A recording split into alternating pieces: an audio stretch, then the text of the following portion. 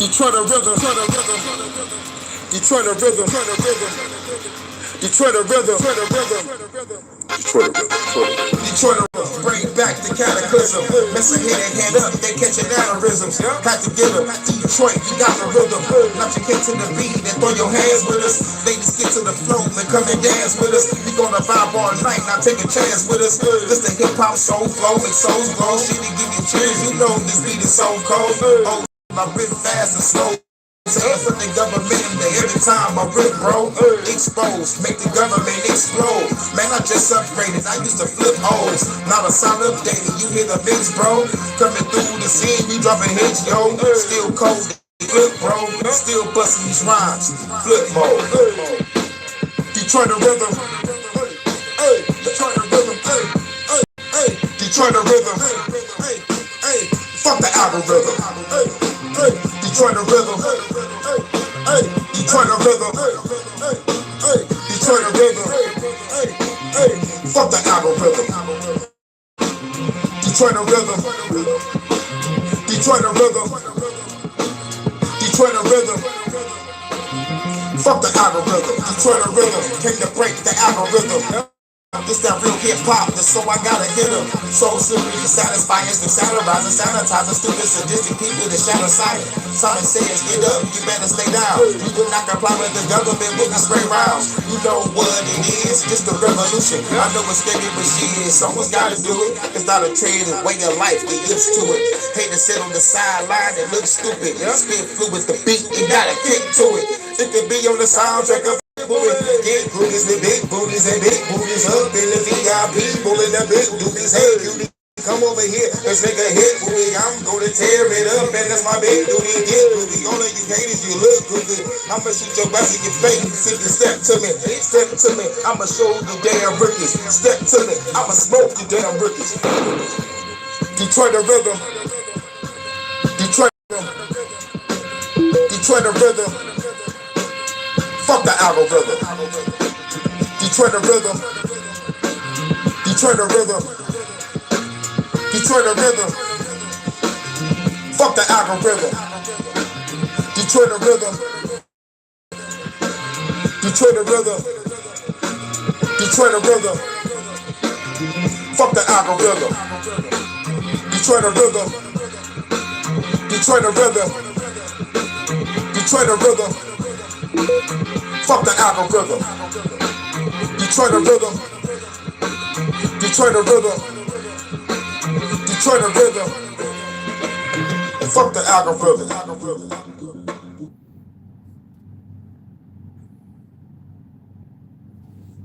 Shout out to everybody. Hope everybody having a cool day, cool afternoon, cool evening, and cool night.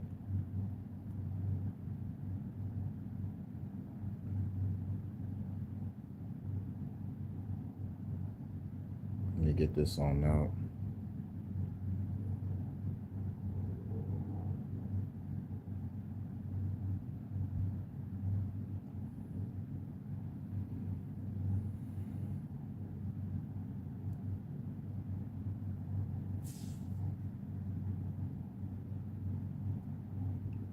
You know, we gotta say fuck the government.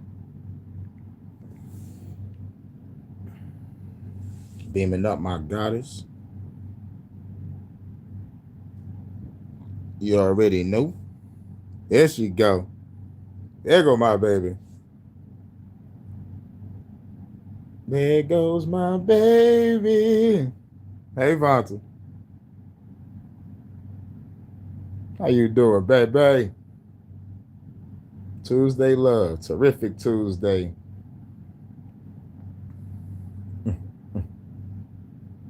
Tremendous Tuesday.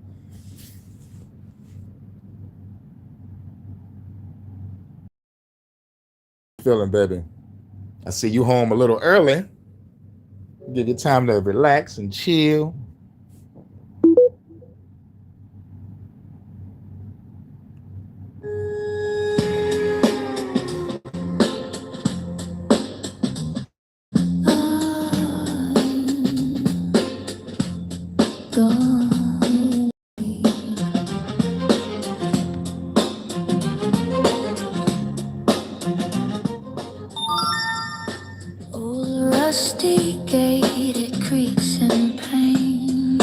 twisted fate through sun and rain. Our shared terrain, now washed with stain. Having a cool morning. Love insane. Fate slowly cold. Having a great afternoon, morning.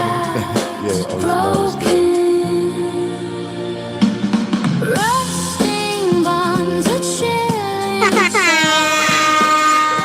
Old past fading light.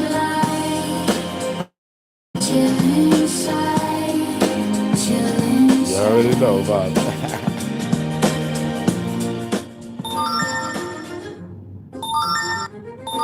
Are you fucking serious? Damn, notifications The back to fucking toxic back. vine, it grew so deep, a hollow shrine. Hold on, let's play this back from the beginning.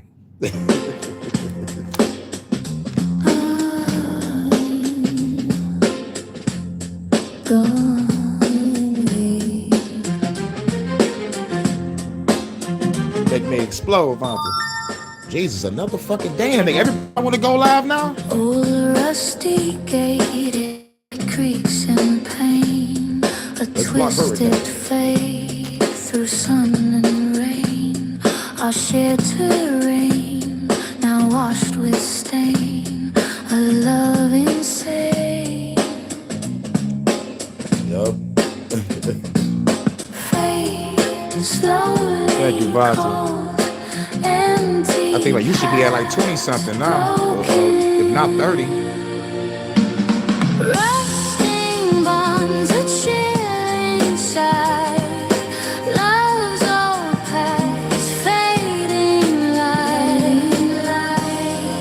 Chilling inside. Chilling inside.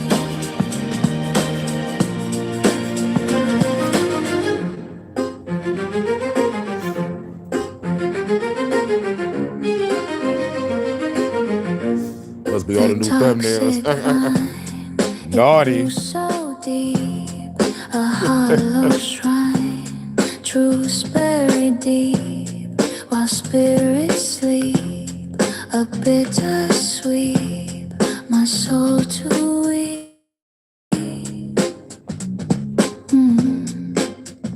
Decay, quiet pain, heavy heart, shattered.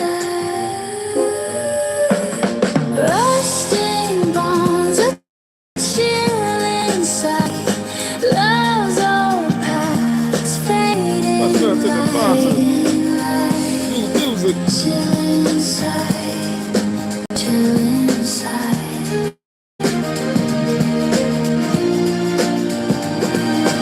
Iron grip gone weak. Rust takes hold. Love's last gasp, a hollow echo, a dying flame. Nothing left now but a fading name. The gate stands open, Welcome, my no guys. turning back. You know, my channel was your channel, baby. So weary track. You already know.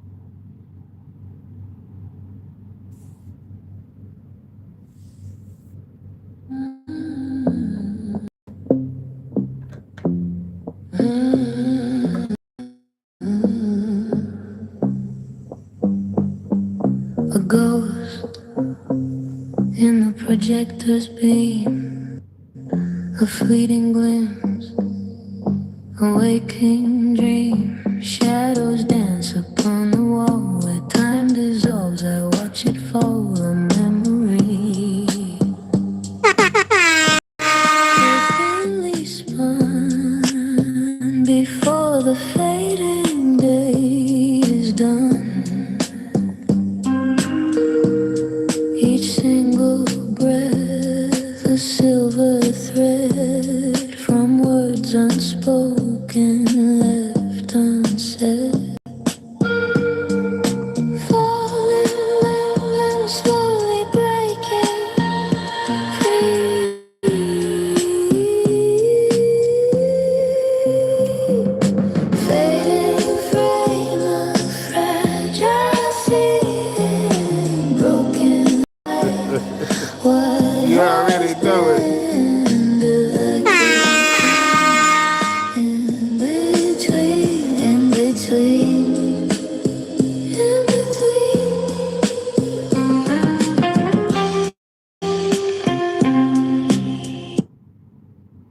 What the hell?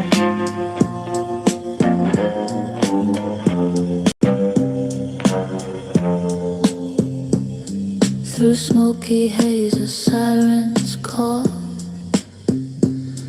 I lose myself and lose it all. The central pool, a vibrant tide, no place for reason, left to hide. A lucid trance, a slow decay as passion burns and fades away. Nice and sunny day here again. Nice breeze. Not so hot. That's what's up. I think we might be in the low 80s today.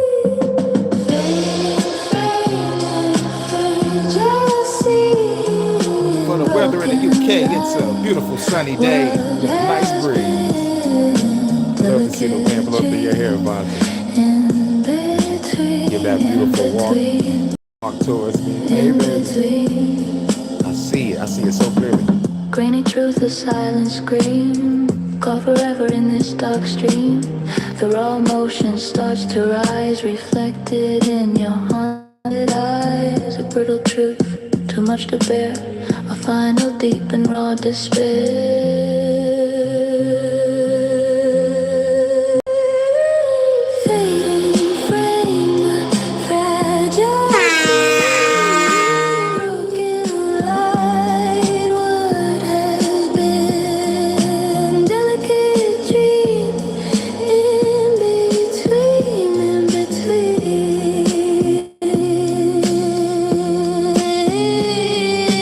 fading frame, fragile sea. What has been, delicate dream, in between. Much love to the guy that sponsored.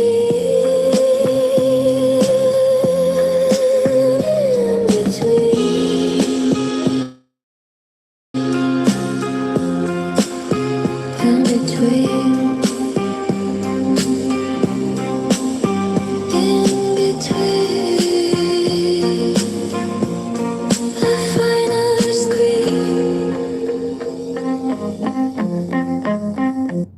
All right. You already know what it is. Let's get off into this news. Ad first. Hello, I'm from the government, with an update on humanity's gentle slide back into feudalism. As foretold in scriptures like Idiocracy and Back to the Future 2, we are now entering what experts call the Find Out stage. Brought to you by Braundo. It's got electrolytes. And now please rise for our first trillionaire. The product of decades of policy failure, taxpayer handouts, and ketamine.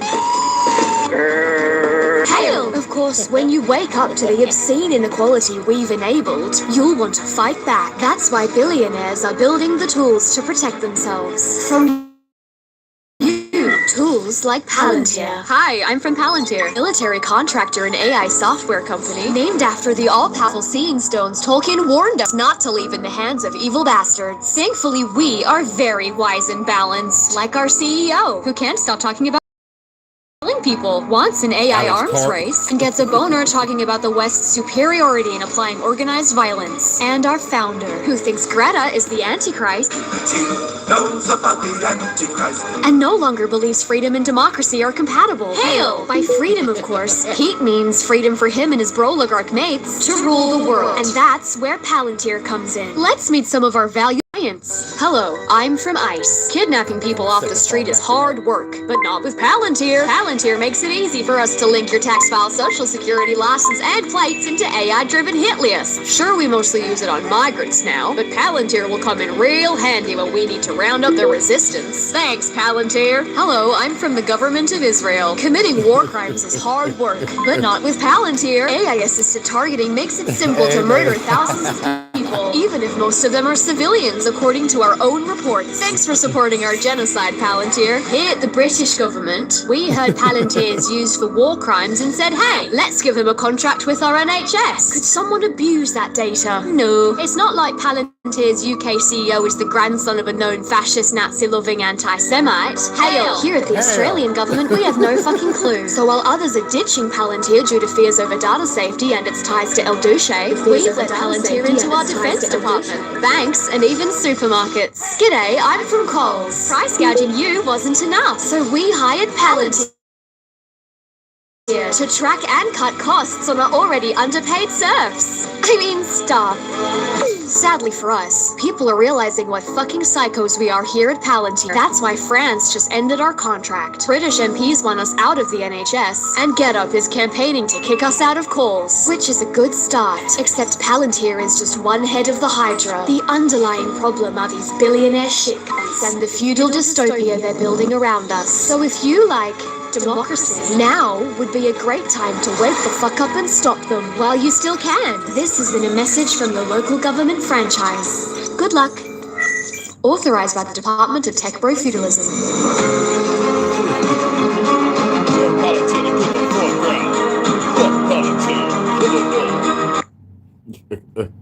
Hi, I'm Amelia. I'm English, and I love England. I like having fish and chips and a pint at the local pub. I like Shakespeare and Dickens, Tolkien and Lewis, Harry Potter. I like pork, sausage and dogs and fashion. Haram! Haram! But I don't like that. Brits are famously polite, but it mustn't mean we're willing to commit cultural suicide. Our institutions, the Church of England, the BBC, are a bunch of queers and nonces. How the bloody hell did we go from Churchill to you git? Sadiq Khan the mayor? This is London, mate, not Afghanistan. Right. Or Star Wars. You're right, Martha. Our government won't even protect our schoolgirls from grooming gangs. Sod off, wankers. Hell. Police won't help. They're too busy confiscating garden tools and suppressing free speech. That's right, miss. What have I done, officer? You've tweeted rudely, and you're under arrest. Curry is fine, but we have several recipes already. There are 50 Islamic nations in the world. Muslims don't need to be on our island. They want to conquer it. The government says it must be this way. That doesn't make it right, does it, Robin Hood? These dragons that threaten our England won't go away unless brave knights rise up to slay them. Or did all the British bloodlines with any bollocks get killed off in World Wars I and II? Englishmen, it's your country and it's being taken from you. Chav, posh, doesn't matter. We're already all in this together. I want this to be the future of the women of England, and I'm sure the women of Iran and Afghanistan didn't want it either. Your ancestors beat the Spanish Armada, Napoleon and the Nazis. Surely you can handle welfare tourists. History will record what you do or don't do. Get cracking, lads. Love, Amelia. I forgot to do the double play. Let's do it real quick. The rhythm, Shout out to Jordan. Detroit the rhythm, Let's get this double play out the way before we get to this. Detroit the rhythm, Detroit the rhythm. This that hardcore hip hop. Real hip hop. This that hardcore hip hop. New and exclusive. Real hip hop. This that hardcore hip hop. This that hardcore hip hop. Real hip hop. Let me hit the rhythm, nigga. Let's rhythm. Detroit the rhythm. We gotta say fuck these young rhythm. Had to get him, I had to kill him, I had to send him. They having the back 11, the deadliest with the beat. I know this hip hop is hardcore. With big guns and raw swords. Decapitated, I'm captivated, I got the painted, just got a drone. So you know that bitch is activated. Get the spraying at every station, in every nation. For conversation, get on your knees and get the praying. I ain't playing, I spray shit, I can't miss. It's a revolution, yeah. Better learn to embrace this, face this. The bullets will leave your faceless. Beat up the scene, so nobody will take shit.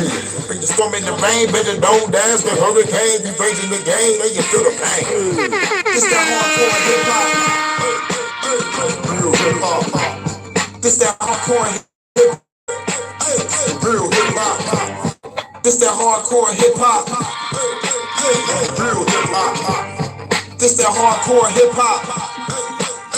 Real hip hop. Pull up, came with the crew, ready to shoot. When we shoot, we be busting at you, whooping your crew. We gon' do what we gotta do, make it be blue. I put a bunch of bombs in the coop, them niggas through. Y'all be ready, I'm coming heavy with two machetes. So deadly, I chop you with like spaghetti, I'm staying edgy. Staying ready, you're full whenever I'm so clever. You can have cheddar, but bitch, I still flow better. Stoop down to your level and still win. Fuck 101, put me up against 10. Beat your ass like, yeah, man, I'm sick, man. Knock your head off so quick, soon as the kick land. You not really a bitch, man, so switch, man. When the fist land, you cease to exist, man. Sick man might beat you with a kickstand. Put the matrix up, dog, you see that glitch, man? This that hardcore hip-hop. Real hip-hop. This that hardcore hip-hop. Real hip-hop. This that hardcore hip-hop. Real hip-hop. This that hardcore hip-hop. Real hip-hop. Shout out to Jordan for the beat. You know we gotta do that double play.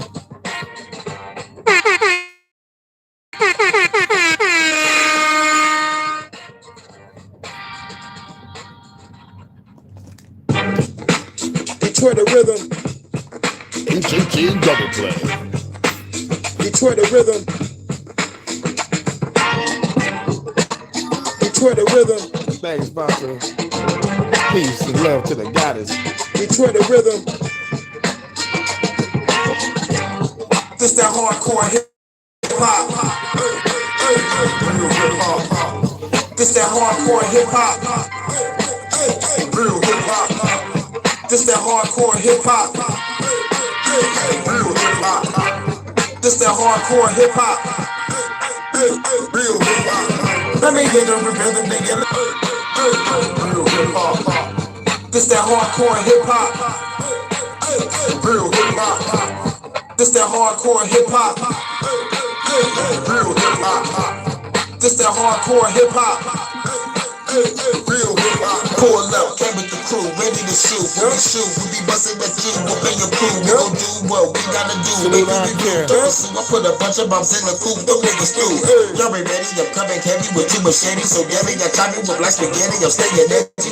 Staying ready, you're full whenever I'm so clever. We ain't fuck with the fist land, you cease to exist, man. Sick man might beat you with a kickstand. The matrix up, dog, you see that glitch, man? This that hardcore hip-hop. Real hip-hop. This that hardcore hip-hop. Real hip-hop. This that hardcore hip-hop. Real hip-hop. This that hardcore hip-hop. Real hip-hop.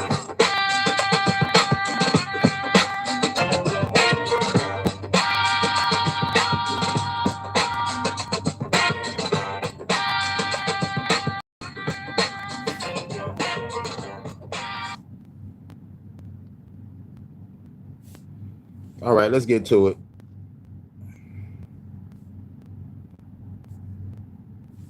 One more time. Fuck YouTube.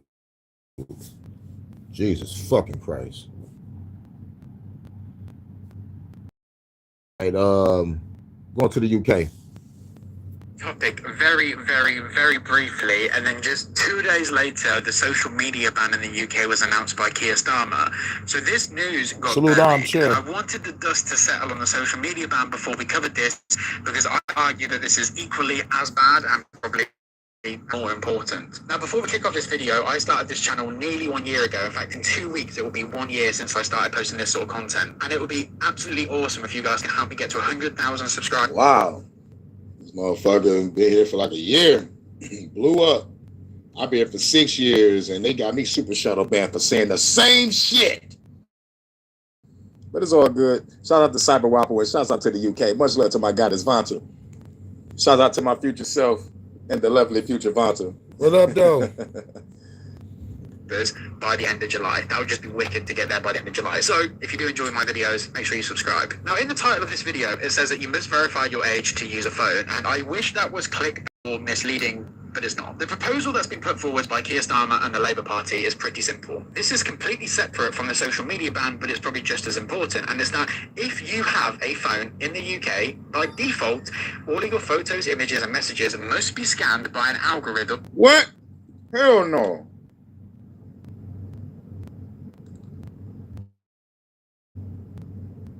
Fine algorithm. Screenshot.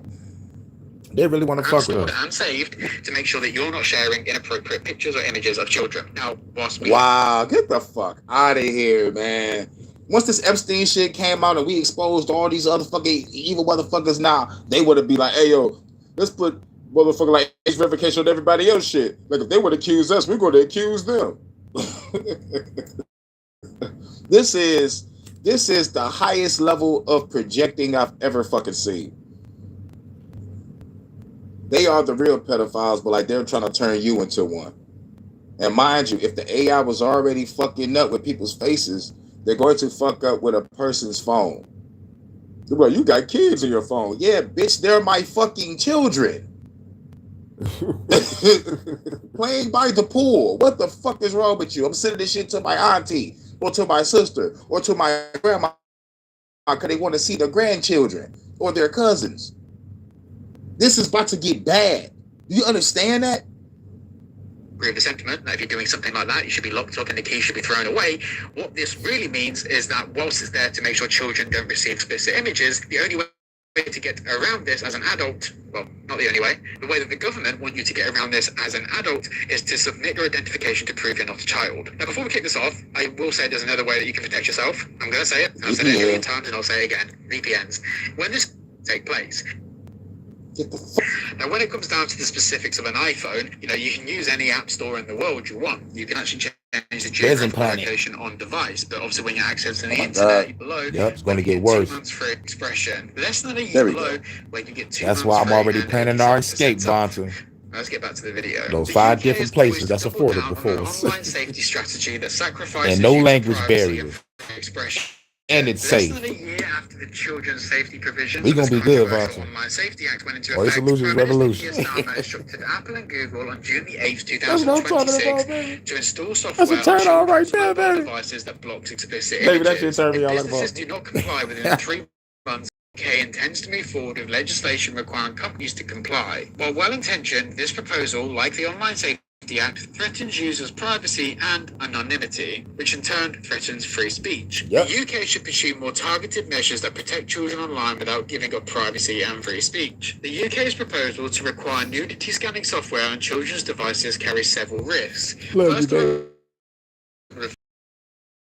From taking or sharing explicit images unless the users are verified adults.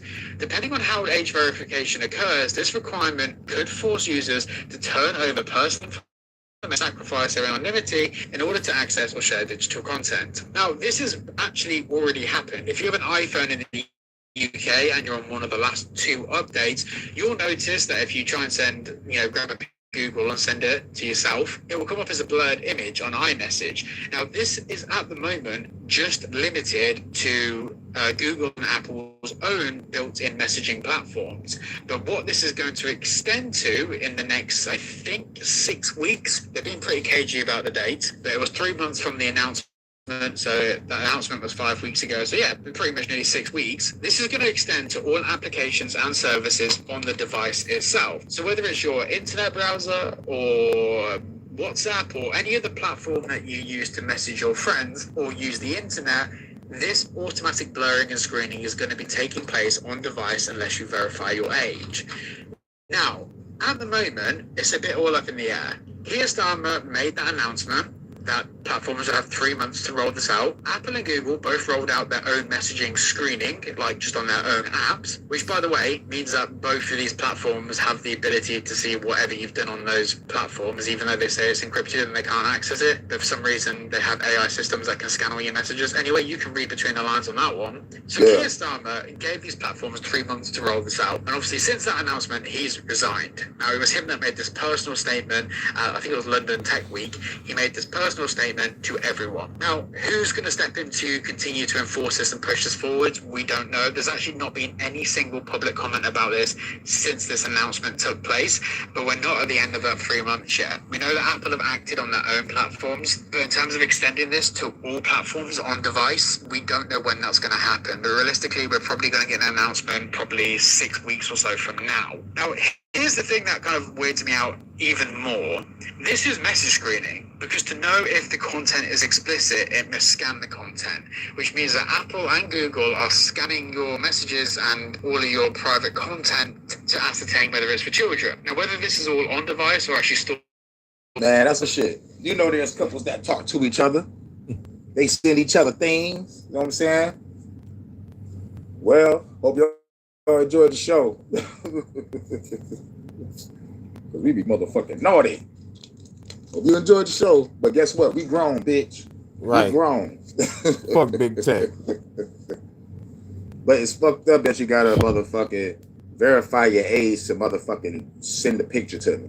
That's some bullshit. That's some bullshit. Or backed up anywhere else. This actually came into effect on devices before we even had a full set of policy and legislation around it that governs how this can be used or utilized. So we actually really don't know how far this is going to go yet. But for now, this is what you need to know. Message screening is here in the UK. And obviously, if you see my previous videos, in the EU too. Anyway, Yup.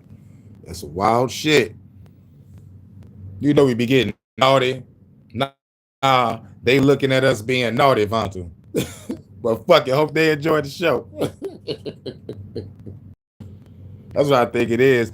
You know, not only it's an extreme gaslighting tactic to try to make us look like how they are, but it's also them watching what we fucking do and what we send to each other. They're like, yeah, oh my God, look at this naughty couple right here.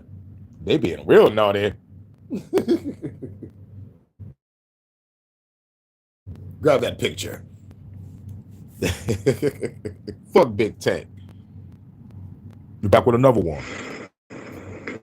The Charlie Kirk case has been blown wide open. The preliminary hearing is they will not resume this back until September. What if they keep going? But here's what we know so far. We still do not have video evidence of Tyler Robinson firing the gun. If you saw the mainstream movement, especially from MAGA politicians today, they say that there was. The judge actually ruled, and you can find this video, that video, which is a zoomed-in version of the crappy security camera, and that they tried putting AI circles on it and doing AI enhancement. He completely threw that out of the case. We have no video of Tyler Robinson firing a shot. The clearest picture that we get of Tyler Robinson is literally the one that Candace Owens finds of him in Dairy Queen. That's now been burnt down, the entire Dairy Queen. They completely removed it now. There is no clear evidence that Tyler was even truly there, just random people in maroon shirts all across security cameras. We do have evidence that the man in the maroon shirt met with TPUSA before the shooting ever happened there on the gun that was presumably fired. We do see Tyler Robinson's DNA, along with a little bit of Lance Twiggs. The DNA was on the gun. Now, however, the DNA was never up on the roof. What we saw on the roof where he supposedly jumped down and on the windows and such was DNA that does not match his. Trying to use AI-enhanced video as evidence is insane. That's why they're not releasing it to the public, right? For anyone believing the story that Tyler Robinson shot Charlie Kirk with a bolt-action rifle, here are 5 reasons why you're being played. 1. UVU has over 2,000 cameras on campus and they haven't released any of the footage to the public. Why, if not a crime? 2. They cemented the entire surface right after he got killed.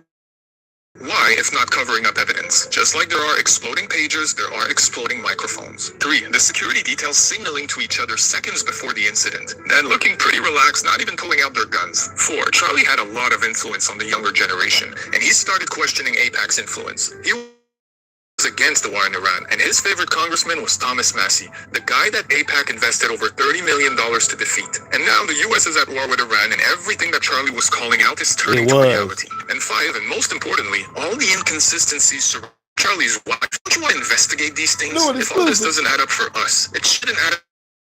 She just wants us to move on and play the grieving widow. And now some guy who's most likely facing the death penalty. The people that fabricated this story are testing to see how stupid we are and how much they can get away with. And that level of back Arizona, mainstream movement. And 5, and most importantly, all the inconsistencies surrounding Erica Kirk. If you're Charlie's wife, don't you want to investigate these things? If all this doesn't add up for us, it shouldn't add up for you. But no, she just wants us to move on and play the grieving widow. And now most likely innocent is facing the death penalty. The people that fabricated this story are testing to see how stupid we are and how much. And They still go, like, look, me and this other channel called Into the Stars.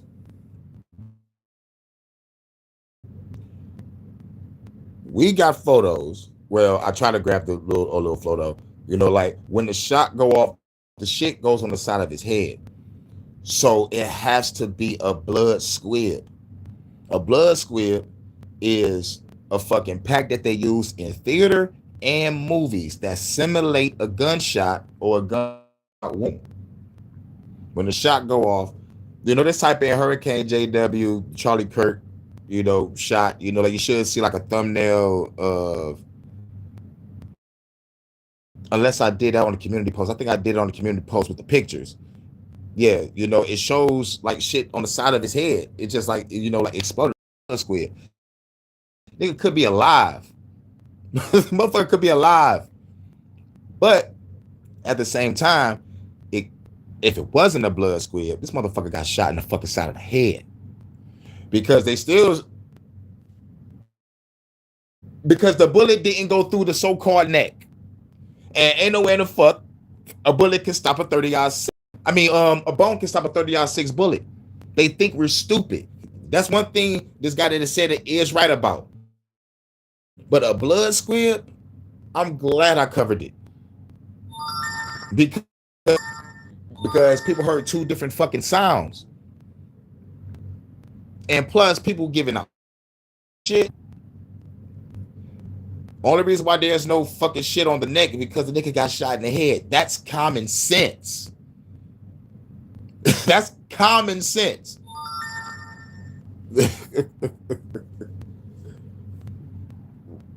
And plus, people that know their guns, that shoot 30-06s on a regular fucking basis, for a fact, if you get shot in the neck, your whole fucking... So you're telling me dude got a solid ass that could catch a 30-06 bullet? Come on. So they think we stupid. They know.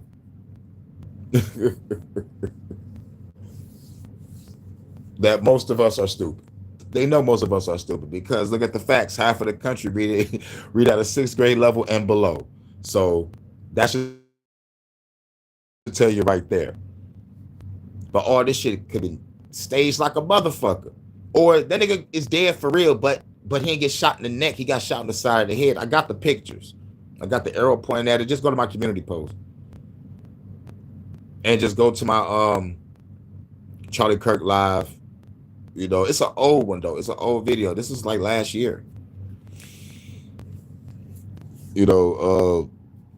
Probably sometime in September or October, I think.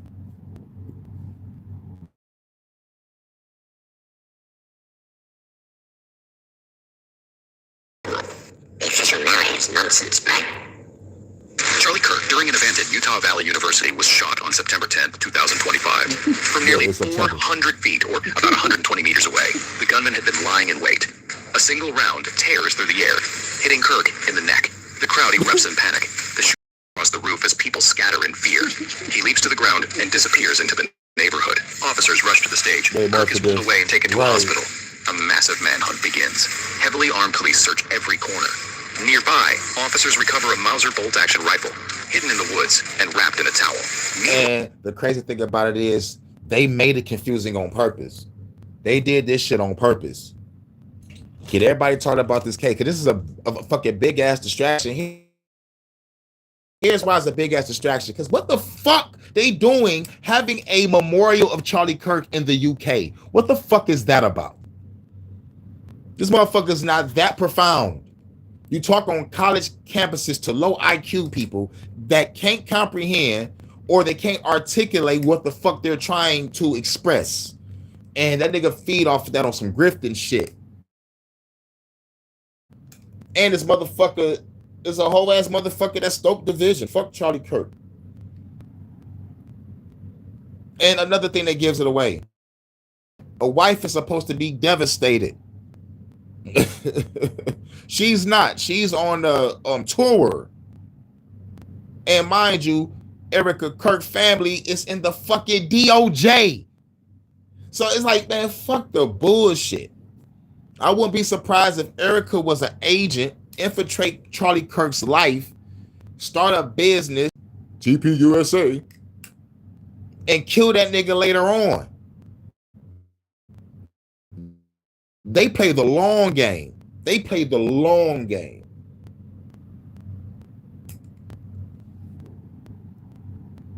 Now the suspect flees nearly 250 miles hometown of St. George, Utah, where his father confronts him after recognizing him in surveillance images. Tyler admits his role. 33 hours after the shooting, police surround the home. Tyler Robinson is arrested without resistance. Mason. Even let the gun disappear in the animation. The silent disassembled it before he jumps off the roof. Right. He said the gun that Tyler Robinson had, when you watch the video, he jumps off the roof. He allegedly takes that gun, puts it in the woods. Now, they claim that this gun was disassembled because when you see him jump off the roof, he clearly didn't have a gun in his hand. If he did, if it was somehow on him, it had to have been disassembled. Here's the problem. The gun found in the woods was not a gun that was even able to be disassembled. And take into account the time that would take to even do that, let's just say that this was even hypothetically possible, where the shooter took the shot, assembled the gun, took the shot, disassembled the gun, jumped off the roof, stashed the gun somewhere in the woods assembled, got in his car, somehow took off 250 miles, evading law enforcement, made it back to his home, and only until he was accused by his neighbor. What are you laughing at? I was laughing at the whole motherfucking narrative being explained. I'm like, ain't no way this fucking shit happened. They expect us to believe shit.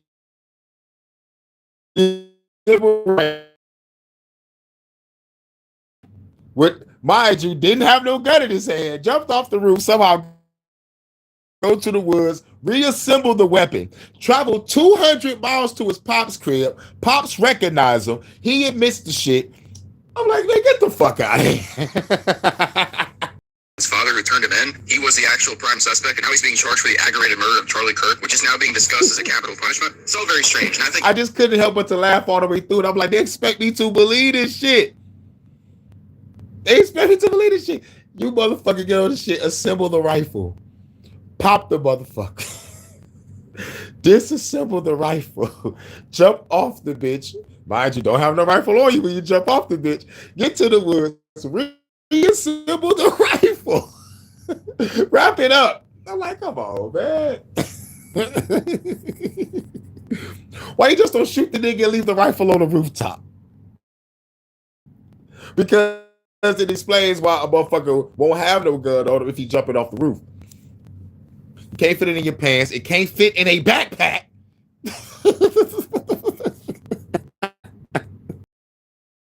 Come to a direct conclusion until there's firm evidence. The whole thing's shady as fuck. They think you stupid. It was an inside job. I've got a video of a guy breaking The down. motherfucker on the roof is the distraction. That's what I said. He's the distraction. There is another shooter that took the shot. They keep on talking about exploding Mike.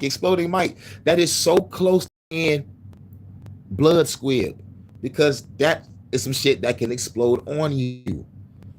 Exploding Mike. No, replace exploding Mike for blood squib that they use in theater and movies to simulate a gunshot wound with the sound included. It may not be a big sound, but it's a sound enough to hear. It was kind of like two sounds. So somebody took the shot, and then no, shit go off, or somebody took the shot, but it was like clap, clap. You know what I'm saying? Oh, you know, like it gotta, you know, like there was another sound, unless it was an echo. But like even at the same time, the sound is shady because of Look Out for Charlie with the acoustic motherfucking diagnostic forensic study. It's like, you know, a lot of people can get brainwashed by motherfucking frequencies also. Blood squib can go off, but a simulated gunshot can occur and probably no shot was even taken. That's the crazy shit. Something we got to think about. Like the white guy said, we planted fake truth movements in the mountains, tricking people. So if y'all can fake truth movements, y'all can fake gunshot sounds and activate the blood squib to make it look like he got shot. You understand? He got shot in the neck, supposed to got shot in the head, but like everybody had shit so fast, made the shit extra confusing. But for other motherfucker to walk out the stage and say Charlie Kirk was shot before we got shot, now that was hilarious. Now, sir, watch this guy break this down. This is my rifle. It takes two different tools to take it apart. It takes a Torx key and an Allen key. Now, if I take a shot and immediately disassemble this, I have to remove the bolt, remove the magazine, grab my Allen key, hit the two bolts on the bottom, put those away in the Allen key, grab my Torx key, remove the scope, put everything in the backpack, make sure I have everything, and make my way downtown. Okay, which is going to take a lot longer for him than it is for me, especially because his fine-tuned motor function, something as simple as what needs to be done to disassemble this rifle and get away would be difficult. And we're not beginning to touch the topic of him assembling the rifle on top. Which if you reassemble the rifle and you take it, it's not going to be 100%. He disassembled this after the shot down locals. There's just so many inconsistencies that just makes zero sense. I mean, I'm still working on this, and I have taken this rifle apart 1,000 times. And now he has to put the pieces of the rifle into a backpack, and this is a gigantic backpack. Oh shit, it's glitching a little. My second phone is taking forever to motherfucker upload. I think my second phone might be running out of data. I hope not, because I won't be able to see y'all.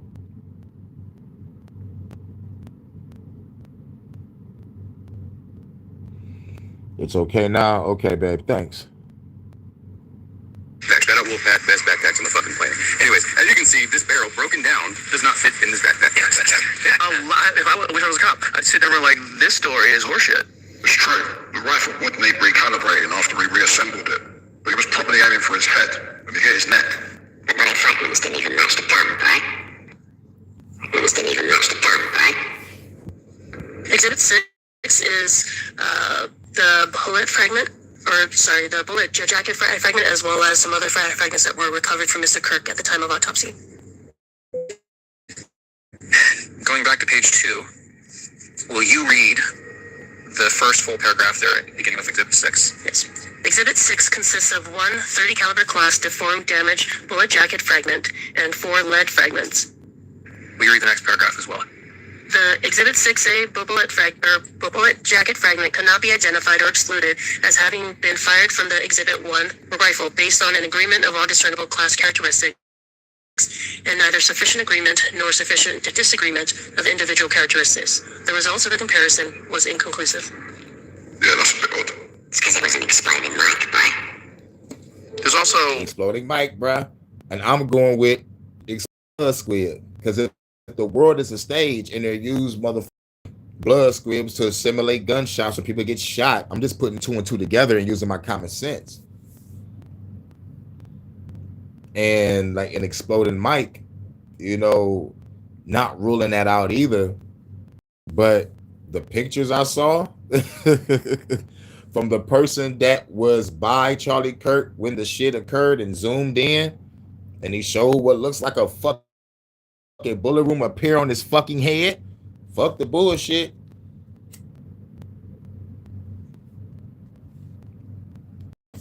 He probably didn't get shot with a 30-06 out. He got shot with a motherfucker regular ass, probably like a Winchester rifle or some shit.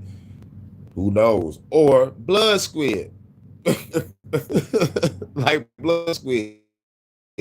Because there's a so-called incident that I heard that he was hauled off to a motherfucking truck and he was fighting people inside of a truck while the shit was moving and driving on the E-way and shit. I don't know if it was E-way, but it was driving and shit. And it was a motherfucking scuffle, legs dangling out the car, shit going on. Like, what the fuck? So I was thinking, I'm like, damn, fake this motherfucking gunshot, put him in the truck and kill him in the truck. But I don't know, man. It's a crazy rabbit hole. But like one thing I do know that the mainstream narrative is not true. It's too much bullshit in the game. And plus they just come out saying that they don't have no footage of him being shot. This is in court. They have the footage. Yo, we got no footage of this motherfucker shooting the rifle. So why is the fuck that nigga even there? And plus another thing that gives it away, they got to pay homage to their motherfucking Mason brethren when they say 33. So we call them in 33 hours.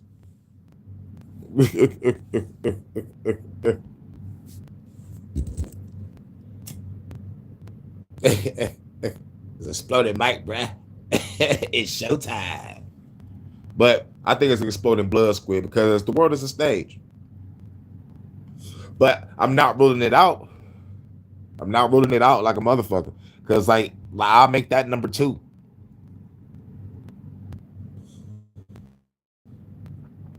You know, because they have it. They have the shit. As a matter of fact, what makes the blood squib even more number 1 on my list, watch the Chappelle Show episode. I forgot which number was it, but it was Chappelle episode. He did a skit called Zapped. Right? Dave Chappelle and some motherfuckers go into a bank and they act like they robbing it. And Chappelle shoot one of the actors and show the blood squib motherfucker activating. You hear the sound and everything. Blah, blah, blah, blah, blah, blah.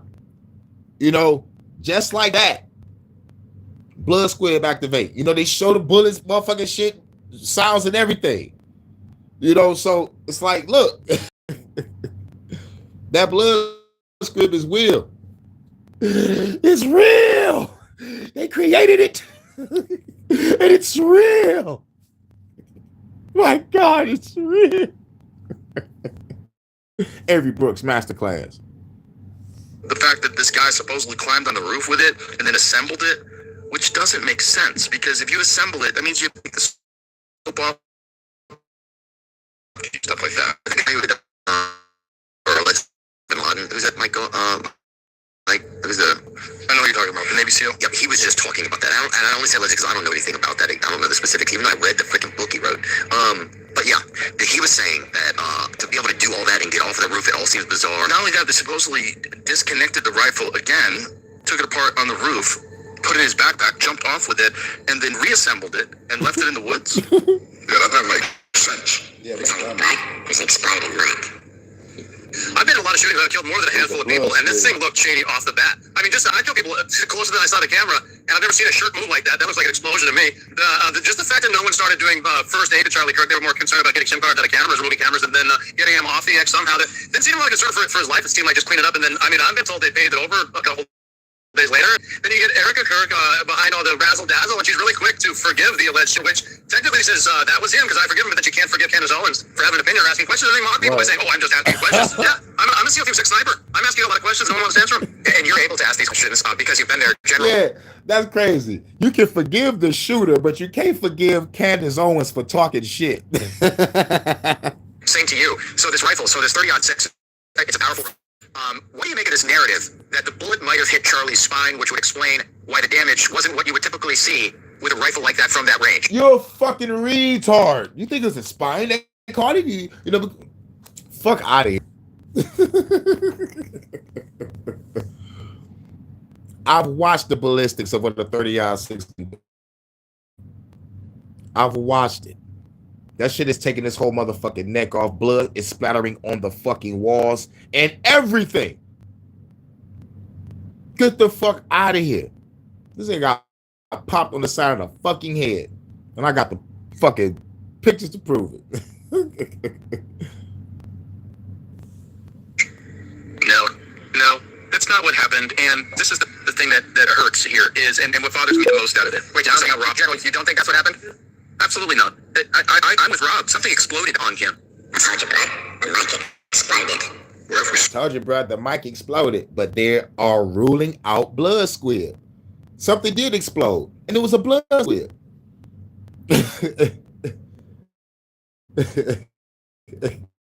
You got to think about it. You got to fucking just think about it. A 30-06 will have blood in that motherfucking area.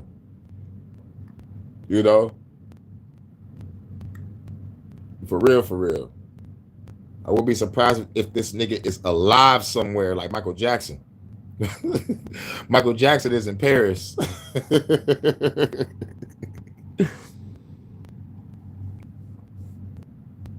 Been happened before. When leaders from around the world visit each other, they tend to bring gifts with them. Do you want to know what Donald Trump received from the Prime Minister of Israel, Benjamin Netanyahu? A golden pager, which is a disgusting symbol in reference to the thousands of explosives that they hid inside of pagers and walkie-talkies, which led to the deaths of people like this girl. This is her funeral right here. Israel hid those explosives in devices, knowing that the people carrying them would be in the civilian population. These devices... supermarkets, inside of hospitals. Multiple children were killed. Medics were killed. This injured over 3,000 people, and they made the pager beep before it exploding, knowing that people would pick it up and look at it, so it exploded in their face. People were maimed. There was one story of a mechanic picking up his friend's pager, looking at it, and it said error, and it exploded in his face, and this person is now maimed for life. He lost an eye. It's fucking savage. That's why they gave the Trump golden pager, right? It was a threat. We fast forward now to February 4th, 2025, just a few weeks after Trump's inauguration into his second presidential term. Netanyahu enters the White House and presents President Trump with a gift, a golden pager, a nod to the Mossad's pager operation. I'm sorry, but why? Why? Where's the context of that? Is that like an inside joke? Is it a threat? Because Donald Trump was not president when the pager operation took place. President Biden was. So why would he? Or he sent it to Trump to let him know, hey, yo, I was the one that blew up those kids. Ha ha ha. Or he sent it to him like, bitch, I will blow your ass up too with pagers. But we don't use pagers. We use cell phones. Now, if this was the 90s, it'll be like, yeah, we'll consider that shit as a fucking major threat. Everybody and their mama had a pager in the early 90s. But exploding pagers, yeah, that's definitely a threat or a gift. Like, yeah, bitch, I blow up kids. Isn't it Trump's birthday today? I don't know. I really don't.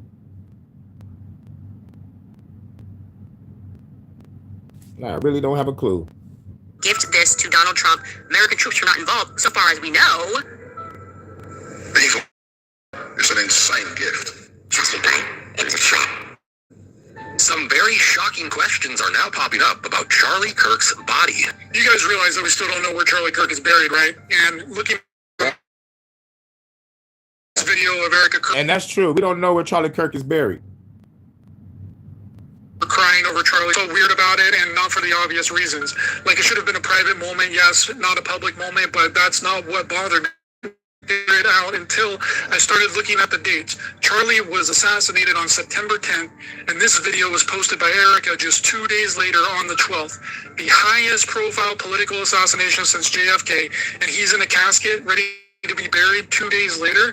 Is that even enough time to do a thorough autopsy investigation and bombing preparation of the body and flying the body back to Arizona? The body couldn't have been in the state's evidence longer than 24 hours, which is really crazy when you think about it. He's not wrong. It doesn't make sense that Charlie's body was handed over to TPUSA so quickly. Then again, they also gave Charlie's crime to Erica almost immediately after the incident. Sherman, it's not fast. The construction crew, they got to completely plaster over the crime scene where Charlie Kirk was assassinated. The text messages got out that they wanted to keep their mouths shut. We already covered that before. Well, watch this. This guy says he was one of the guys. Shout out to they watched Jimmy do it too. Who paved over it, right? Watch this. I fucking believe it. I'm gonna go help him. I'm gonna go help. I'm gonna go help these guys. He's asking for help. I want to do it right. So do papers correctly, you over excavate, you get rid of the tops. What do? You do 100%. You want to get a good base. And these guys had kind of, there was two guys in charge and a ragtag crew. The second guy that I hadn't talked to on the phone basically, look. We're not talking to anybody. We're not saying anything to the media. 80 he years says this old. is above our pay grade. The FBI and the state, the governor and the FBI, that's what they told. The governor and the FBI said they want this done by Monday. And we need to get it done. We're not asking. What the fuck? Yeah, but crisis actors. Crisis actors. Crisis actors.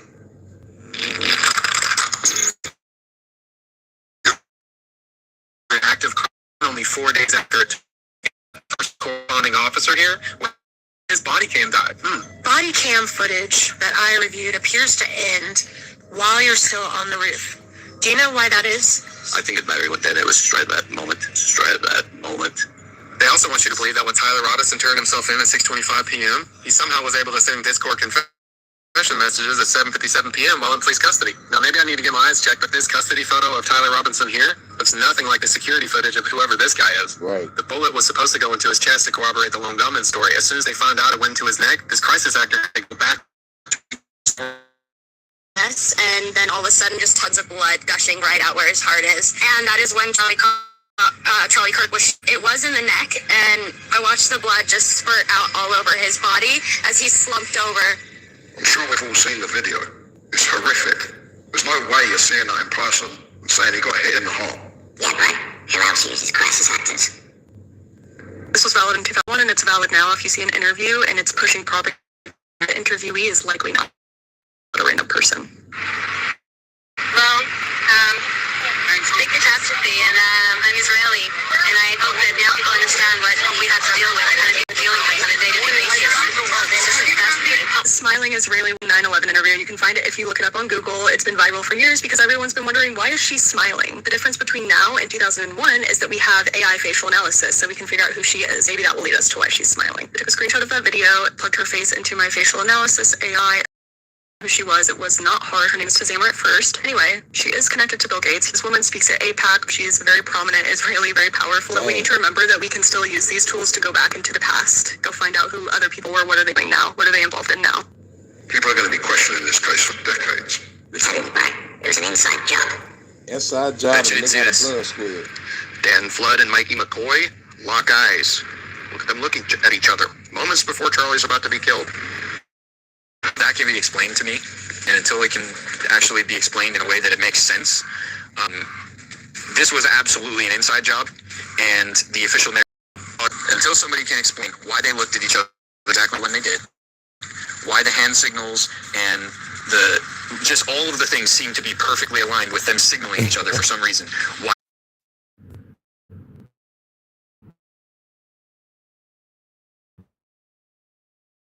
All right, I'll be back. We should be back. Got that too. We should be back.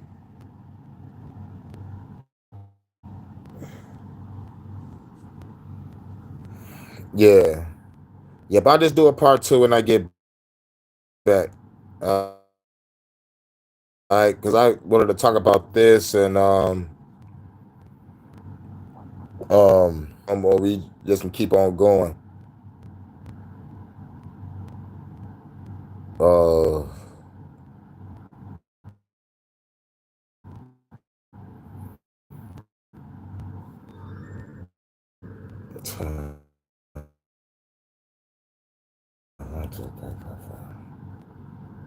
I kind of don't want to do a part 2. I kind of want to do all this to try to get it out the way, and then, you know, if I do come back, I kind of want to do some but I want to do like some spiritual shit.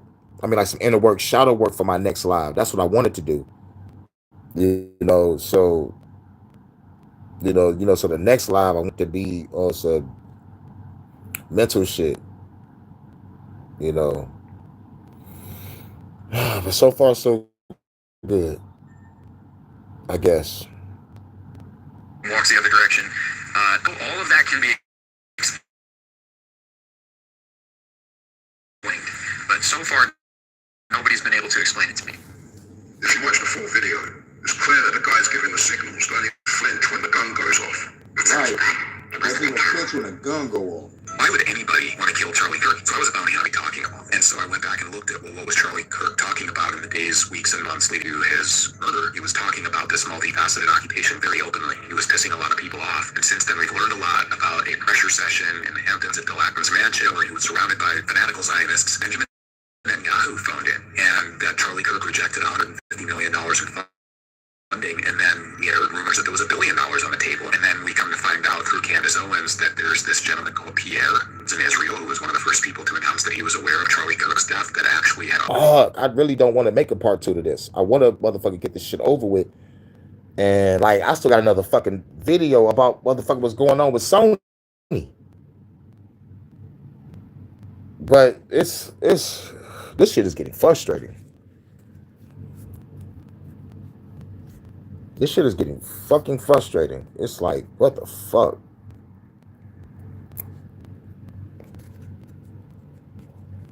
But But everybody else can be live right now talking about bullshit. But I can't talk about no motherfucking real shit. There's some bullshit. Fuck YouTube. I hope cam tape start acting right, because I would definitely be over there. Because the Exodus has begun. Yeah, if it's a big glitch, damn, man, but I don't want to do a fucking part 2. I really fucking don't. There's some other shit on the flow that I want to motherfucking drop. But, like, if I got to go through this shit every motherfucking day, dog, I'm just about to just say, fuck it. Let's try this shit. They will hate it. You gotta respect him for not taking their money. Lori Fransby and Ken Fransby, Erica's parents, and Erica at the time, Fransby, moved from New York to Arizona to be in close proximity to Fort Huachuca because that's where Lori Fransby was designing and testing weapons of war for the future. She is a defense contractor with a company that's actually listed with FARA as an Israeli company agency that was used to spy on American Christians during a memorial for Charlie Kirk. Erica Kirk actually filmed a movie on Fort Huachuca where she was dressed in all black, like literally dressed like an assassin, and played the role of an assassin on a rooftop with a rifle. Jesus, it's like they're telling you. And Ken Fransby, by the way, her dad, this guy is like the founder of Raytheon Israel Ltd, and he's directly connected to the funding apparatus for the Iron Dome. So he was like fleecing American taxpayers and working directly with Israel to the tune of hundreds of billions of dollars for this Iron Dome. And then when she went on with Barry Weiss, she's like, yeah, I never really dated. I don't find drinking to be productive. You were on a reality romance television show. It was nationally televised where you were dating and drinking. She covered up that engagement to the baseball player. She seems like a real, like, promiscuous Jezebel spirit type of deceptive liar demon thing. She's a fucking agent. Like, what the fuck? Your parents is in the DOJ. And a whole bunch of shady shit going on with her and her fam. And now y'all motherfucking making future weapons. I used to watch Future Weapons on the motherfucking military channel. And if she's part of that shit, man, we're fucked. She infiltrated that nigga life, put that nigga into some shit and killed his ass later. Played the long game. And took everything. Salute Jordan. Played the long game. Fuck a Jezebel spirit. This bitch said that she played in the movie wearing all black as an assassin on a rooftop. Come on, man. This is like when you see the footage of Will Smith playing, you know, like acting like he's smacking somebody. And then the incident with him and Chris Rock slapping the shit out of him. Come on now.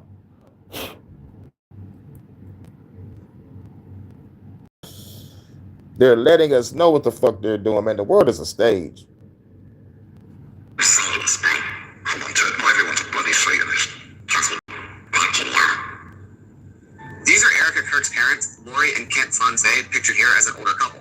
But they're also pictured here as a younger couple next to a woman named Lilith Aquino, who's the wife of Michael Aquino. And if you don't know who Michael Aquino is, he's one of the most prolific Satanists that was in our military. Colonel Michael Aquino, a high-ranking Satanist and military official who specialized in psychological operations, founded the first tax-exempt and government-recognized satanic institution, the Temple of Set, in 1975.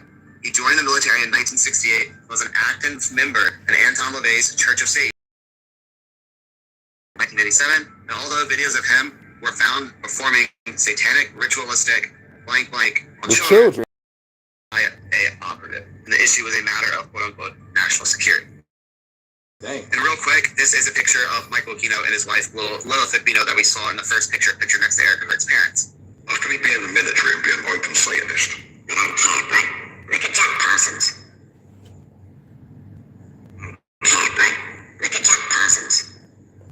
Now, if this seems a little bit too out there for you, I'm going to leave you with this clip where Michael Aquino will explain everything himself. Give it a listen. Aquino is white. You are Lieutenant Colonel in the United States Army. Correct. Now, and how does the Army feel about you being head of the Temple of Set? The Army has known about my religion for the entire span of my Army career, which began in 1968. And there was a reasonable amount of curiosity, as there has been all the way along, with what exactly is this strange and unusual thing. And I've talked about it in much the same way that I've talked here today on your show about it. And other than that, the Army has paid very little attention to it. So you just go about your Army duties and it's fine and okay? Yeah. There are some out there, and there are theories that claim that J.D. Vance and Erica Kirk are both secret children of Michael Aquino. Now that I gotta call that reaching. Just a little bit. Just reach a little bit. But it could be the kids of Michael Aquino. They look like fucking twins. They look alike, but like shit. We dealing with a field of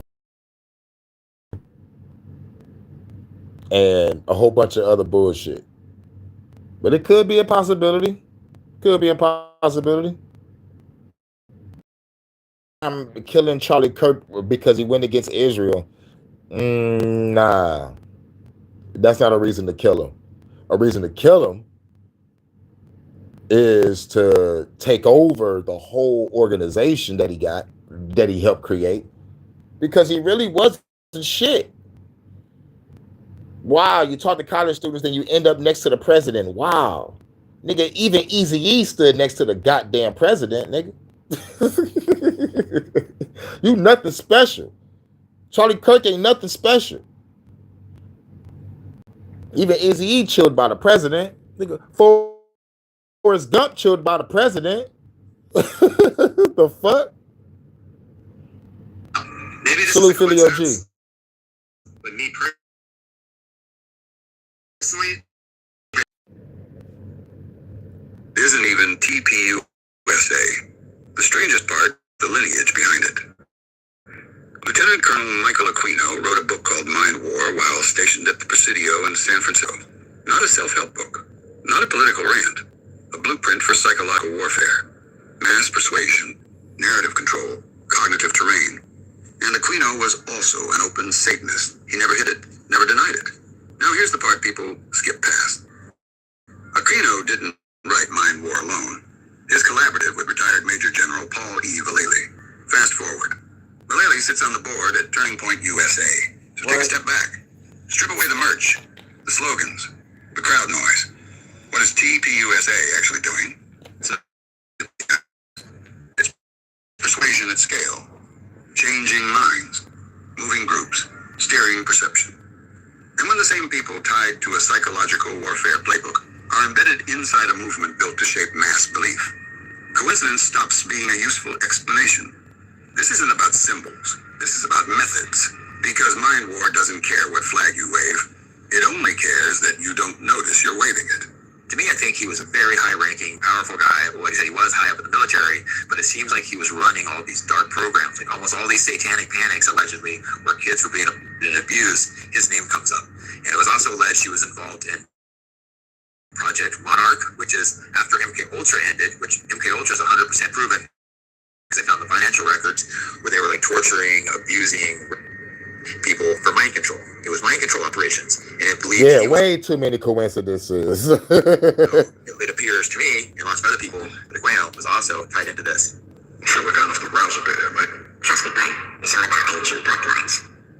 Erica Kirk, she's Jesuit educated. We know that they're kind of the Manchurian candidates of the Vatican. They were financed originally by the Farnese family. The black nobility, I think, is where we look at the top. So I think that she's connected in with these old, ancient Vatican, Papal, European nobility families. Donald Trump, I think, absolutely is. It's the Triple Crown. It's the City of London, Washington, D.C., and the Vatican. That's the corporation. It's the Crown Corporation. So I think she's deeply connected in with those lot. I think the Mossad thing is not a distraction, but it's an element. Now, if we see this as a sort of stepping stone, stairwell to get to where we think the top bit of control is, Mossad is a step, an element, but it's not the top at all. The Rothschilds bowed out Donald Trump through Wilbur Ross, who was a Jesuit. So we're looking at these old Babylonian bloodlines, who at least they believe anyway that it's about carrying that bloodline. So I think she is in with the Jesuits. She said when she met Charlie, when she first saw him, she spotted him in the snake of the queue at the airport or something like that. Officially, they had a meeting, but she, for some reason, gave this speech after he died, just for the listeners' context. And she says, I didn't know who he was then, but I did see a person I somewhat recognized TV that turned out to be Charlie Kirk when we were both in Israel in the snake of the line, waiting to do the Wailing Wall thing, I suppose. But yeah, another snake reference. God damn.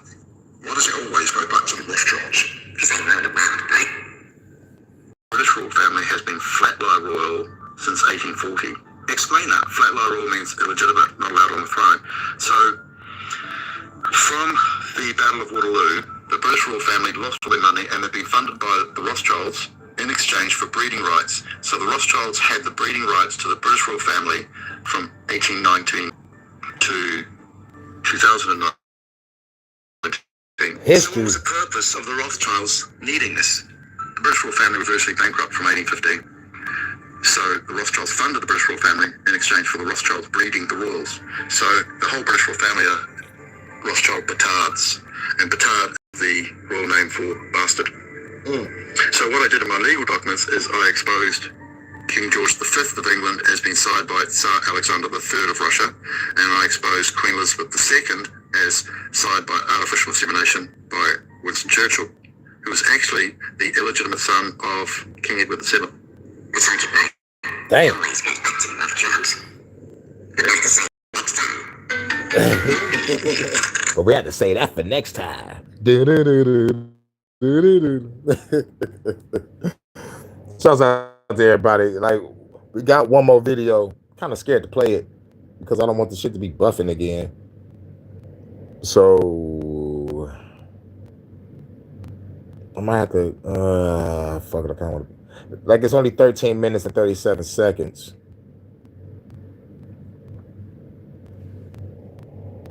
Right, back with another one. Salute Mac V. Fuck it, let's play it. So it's getting worse for Sony. It looks like PlayStation is getting sued by a consumer group, I think in consumer group stitching Masashadi and Const. The long and short of it is that Sony is facing a $500 million lawsuit for ending physical disc production. People have time to think about the ramifications of ending physical media for PlayStation consoles. Complete worse? I don't think so. They've already converted some of their factories that were making Blu-ray discs to make lenses or something for microscopes. I don't know, something else. They're not making PlayStation discs anymore. And I have to wonder how long until we get other countries involved, how long until we get their partners involved. We know their partners are not happy with the decision because they're blindsided by this decision. They found out at the same time the gamers found out that there were not going to be any more physical discs, and they're not happy. And we also have backlash from retailers. Retailers are like, what are we supposed to sell? Right, Like, what are we supposed to sell? We can't sell air, Sony. What are we supposed to sell? And Sony's probably going to be like Funko Pops. That's what you're going to sell. You're going to sell Funko Pops. More Funko Pops. So let's talk about this situation. You're going to sell some Funko Pops. Subscribe for more popcorn and some empty box with a code in it. TV.com. They're getting sued. Yeah, apparently. So we have more podcasts and videos out there you will not find here on YouTube. And also, if you'd like to listen to the audio version of Clownfish TV, go out to Spotify, iTunes, iHeartRadio, Amazon Music, wherever you listen to audio podcasts, and we are there, guys. We're there. So let's talk about the retailers first, and then we'll get into this lawsuit because nobody's happy with Sony right now. It's not just gamers. I mean, this is a huge domino effect on the anything to sell. We're talking no used games. That might be why the CEO of GameStop is trying so hard to get out of that business. It seems like he's trying to buy eBay so he can turn GameStop into like a live streaming shopping thing, probably because he knows the end is near. Like I said, they'll just sell more Funko Pops. It's come from IGN. A triumph of corporate convenience over consumer choice. PlayStation killing discs intensifies as retailer association slams Sony. They said Sony's controversial decision to stop releasing PlayStation games on physical discs means all new PS5 games launched from January 2028 onwards will be digital only. Now, I'm going to stop right there. Who the hell 28 when it was launched in 2020? I mean, that's ridiculous in and of itself. That would be like playing the NES in like 1993, 94, and some people were, but not a lot of people were. They said the online backlash has been loud and clear. A high-profile petition calling on Sony to reconsider the decision passed 3. And in the past few days, users have taken to social media to share screenshots of canceled PlayStation Plus subscriptions. They don't care. Here's the thing.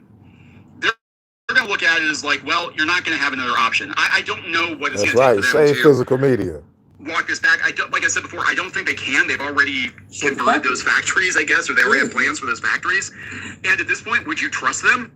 I don't think I would. I don't think I would trust them. I'd be like, okay, fine. You might give us discs for another couple of years, but then what? You'll just wait until the next console generation to take physical media away. And the truth of it is, unfortunately, most normie gamers aren't going to care. Most normies. I'm not talking to hardcore gamers. I'm not talking to people that have been there that know the shenanigans that these companies pull. In fact, Sony just pulled a bunch of bullshit with movies. They took 500 movies off of their platform. Damn. Most people don't know that, though, unless they actually had one of those movies, unless they had the Rambo collection or whatever it was, Terminator 2 or whatever it was that got pulled. But let me stop real quick. Everybody must remember this. Sony is not a video game company. It's an electronic company. Before PlayStation, Sony was making TVs, radios, stereos, Walkmans. One day was like, you know what? Let's go to the game sector. Then 1995, we have the Sony PlayStation. Mind you, they're an electronic company, so they're going to think on that corporate level. They're not thinking about us on the video game sector. They just wanted to grab that money. Sony already was greedy. But I was a Panasonic motherfucker. I fucked with Panasonic or Samsung. I got a Samsung TV, but growing up, it was straight Panasonic. Or what's the other one? We had Sony, Panasonic, and we had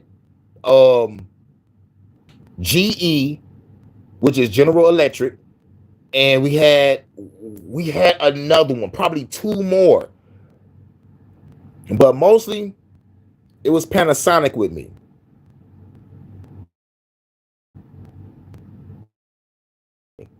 They already was told us the devil. You know, so RCA. Yup, RCA. But is it another one? But RCA, yes. It was Panasonic and RCA in my house. But mostly Panasonic. But definitely RCA. JVC. I remember seeing them a couple spots in Detroit.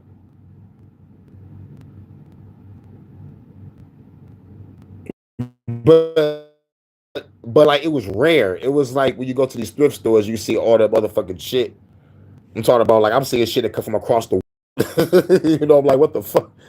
And the shit lasts for 50 fucking years though. 50 plus years, you can pass the shit down from generation to generation. This is one of the Frigidaire refrigerators. Sony have the rights to Spider-Man 2, them damn bastards.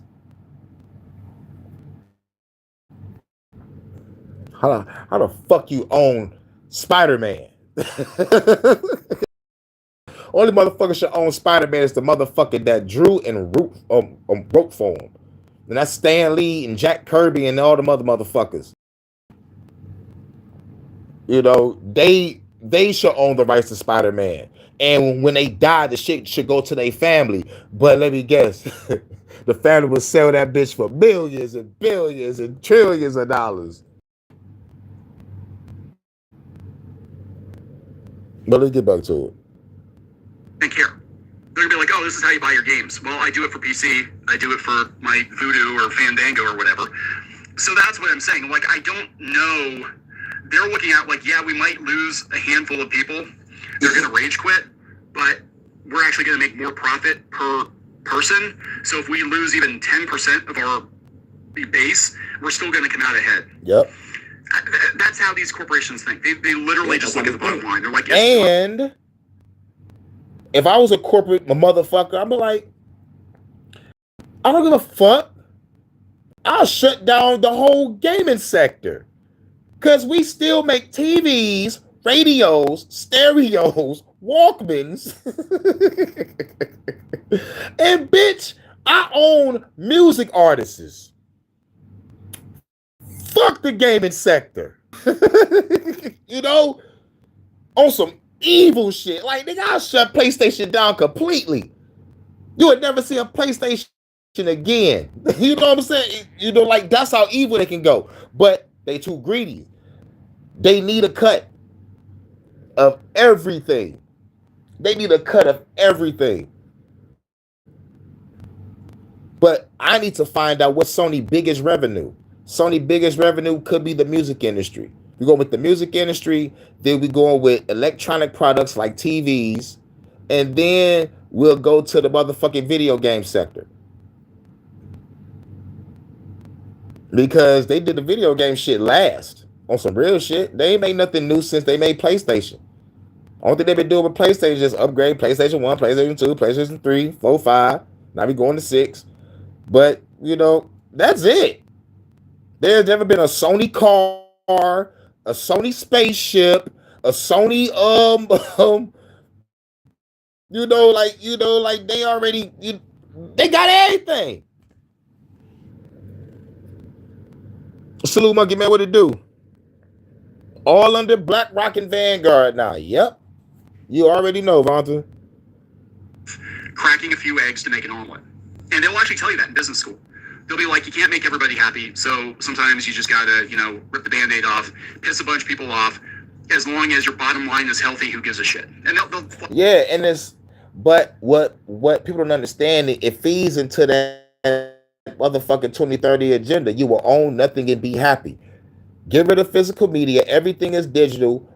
You're gonna pay full price digital movie or your digital game, but if they lose they fucking license, you do not get a refund once they take that shit off your platform or your TV or your phone.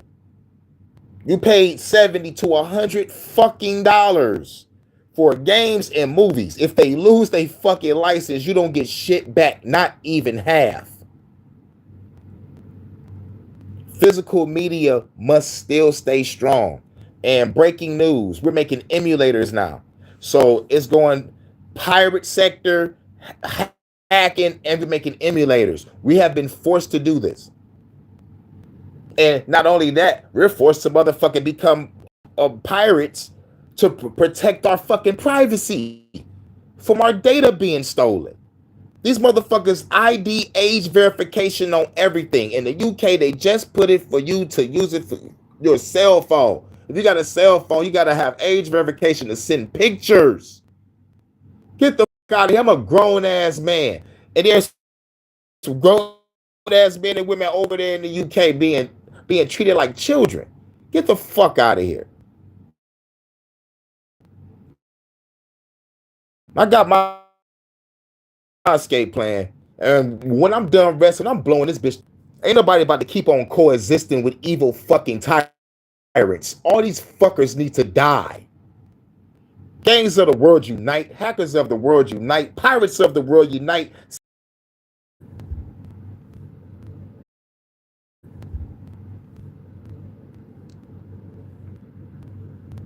Yeah, you're right. I know shit is going in and out. Y'all probably didn't hear my rant. Fuck this shit. Fuck this YouTube. Fuck all this shit. Nigga can't even motherfucker have a good line, but everybody else can. Get the fuck out of here. But anyway, I don't know if y'all heard the rant, but I'm saying fuck that coexisting with evil shit. Gangs of the world unite, pirates of the world unite, hackers of the world unite. Set aside differences and let's kill these evil motherfuckers so we can have fucking peace. They say you want peace, prepare for fucking war. So let's prepare for fucking war. You're gonna have to nuke us. You have to blow this shit off the map. Keep on hopping on y'all planes and yachts and going to y'all fucking bunkers because y'all know shit about to go down. Because we're not about to be on that motherfucking 2030 shit. You will own nothing and be happy. Shut up and eat the bugs. If you don't want to eat the bugs, Bill Gates lab-grown meat. Fuck on out of here. Fuck these chemtrails in the sky spraying poison on us. Fuck the GMOs in our food. Fuck the fluoride in our water. And fuck the goddamn CDC making diseases to kill us. Fuck that shit. Kill them all. Because at the end of the day, if you get in my way when the revolution starts, you will fall with my me. I'm tired of this shit. And plus I know not everybody's going to get on a boat, but all it motherfucking takes is motherfucking nice 6-man teams in every major city and state in the country taking out power structures. Stop, drop, open up shop on motherfuckers. I don't give a fuck what set you claim. No more guns at each other. Let's go kill the fucking enemy. The real one. Y'all say this y'all block, y'all say this y'all hood, prove it. Let's protect it. Let's build.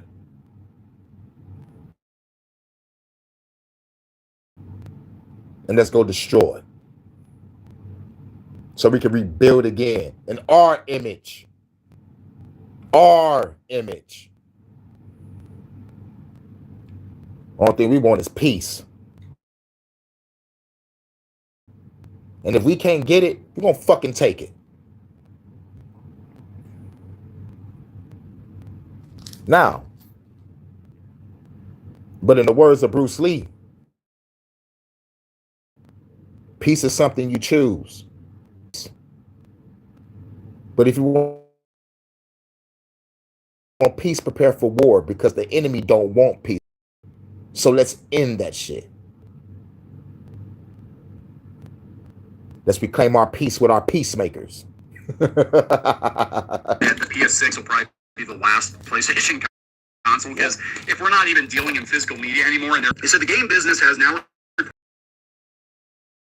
in comments from the UK's digital entertainment over consumer choice. Its data shows that 25% place on top of digital. Definitely.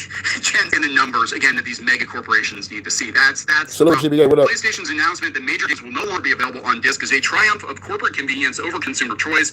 Every year, millions of gamers still choose to buy physical copies because they value true ownership. A disc can be shared with family. That's the problem. Traded in. That's the problem. Collected. And crucially, still played years from now. That's the problem. A download license often offers none of those freedoms. That is, you are literally telling everybody why they're doing it. That's the problem. The problem is you buy it once, you're not going to buy it again. You can, give it to your friends or family to borrow. They can beat the game, give it back to you. They're not going to buy a copy. You buy it once, you're not going to pay every month. You're not going to pay a subscription. That's the problem, right? I mean, you basically just... You're going to say all this, and Sony's going to nod and be like, yeah, thank you for spelling out. Yep. Precisely why we're doing this, because we don't want you to own your shit. We don't want you to give your game friend to borrow. We'd rather have your friend buy that game at full price and then pay $30 a month to access all the games they quote unquote bought. It is corporate greed. It is. ERA consumer data shows that 25% of under 25 used disc for gaming, and the total disc-based games market was valued at over £300 million in 2025, demonstrating remains a substantial and committed audience for boxed games. Retailers see this demand every day. Physical games continue to bring people into shops and give consumers real value through gifting, collecting, and resale. The industry should be embracing every legitimate way consumers want to buy games, not narrowing their choices. Digital distribution has transformed gaming and is hugely popular, but should complement physical formats, not replace them. Consumers deserve the freedom to choose how they buy their entertainment. That's bad for gamers, bad for retailers, and ultimate health and preservation of the game industry. Board members include representatives of the likes of Amazon. Interesting. Go look at that. The comments of the CEO gushing around PlayStation and its announcement ever since it was made last week. It remains unlikely that Sony will U-turn on this. Analysts have told IGN. I feel you, bro. Industry consultancy firm Canton Games suggests that even if 500,000 people cancel their PlayStation Plus subscription protest, it would be just a drop in the ocean for Sony. Yeah, no, that's true. That's the problem. For real. Vast majority of normies make the world go round, right? And as long as normies, but it's the last video though. And this is what they're going to do, because it might be that they're making twice as much off of every game now. Than this guy says sympathize with the physical media fans, but so it's going to be, and they now wait for the storm to pass. They have over 120 million active PlayStation users. Around 50 million people subscribe to PlayStation Plus. As a thought experiment, let's say 500,000, 500,000 people cancel and protest. That would take 1% of that business gone. And I have PlayStation.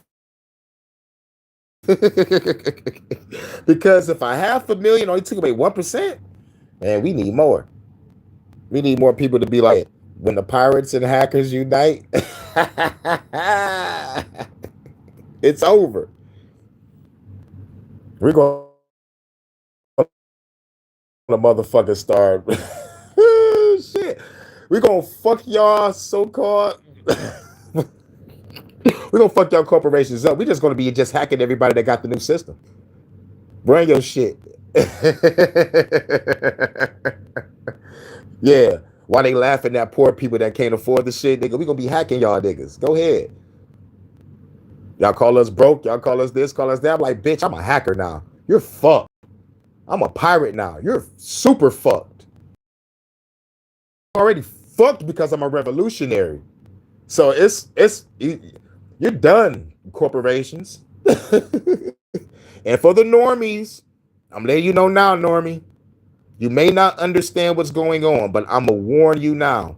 I've watched games grow and die. Sony is dead. You support Sony on that PS6 when everything go digital, when there's no disc? I'm going to hack all your shit. And tell those motherfuckers to haul those disc machines back in that motherfucker, set everything back up, and we go back to physical media. Otherwise, we're going to do some shit like this. We're going to connect the PS6 to whatever machine we got, and we're going to burn PS6 discs and play them on PS4 and 5. That's how smart we are. So go ahead and do what you do. At the end of the day, we still win.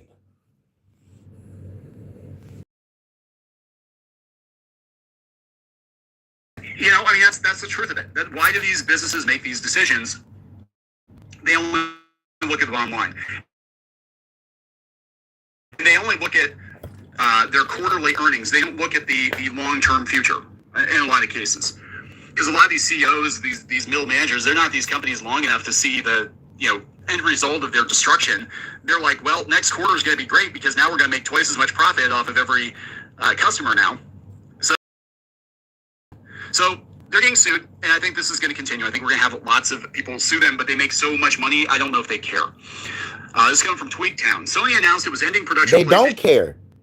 They're not about to do physical discs. Shit about to go digital. Without online, you won't be able to play your shit. If they lose, you lose your shit and your money. Pay the shit every month in order to play your shit. It's over. You buy the shit once, you gotta pay money every month to keep playing it. Whoever falls for this is fucking crazy. It's with Xbox, when you buy something from the store, you can play that bitch offline.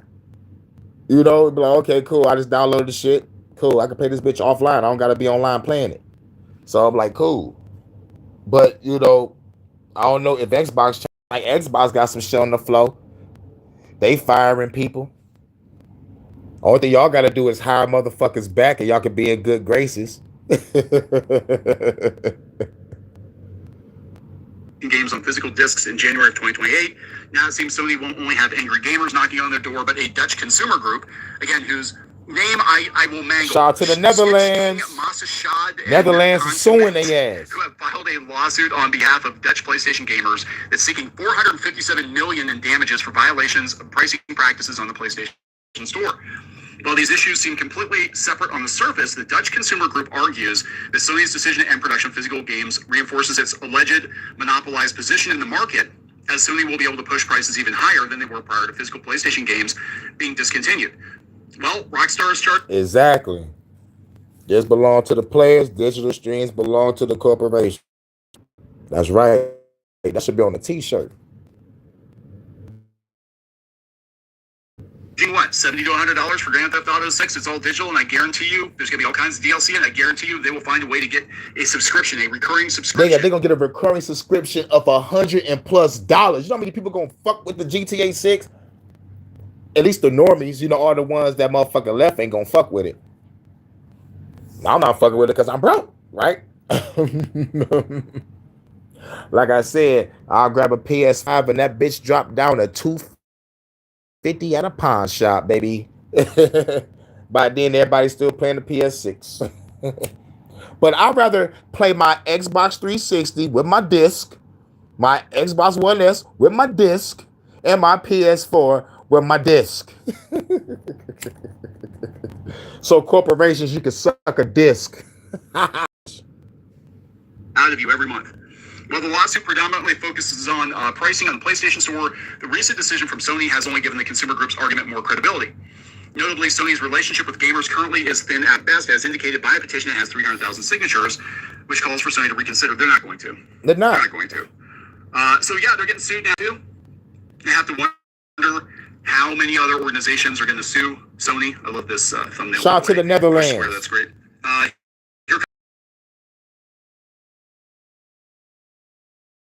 lawsuit, Sony's physical disc debacle likely to keep its lawyers busy.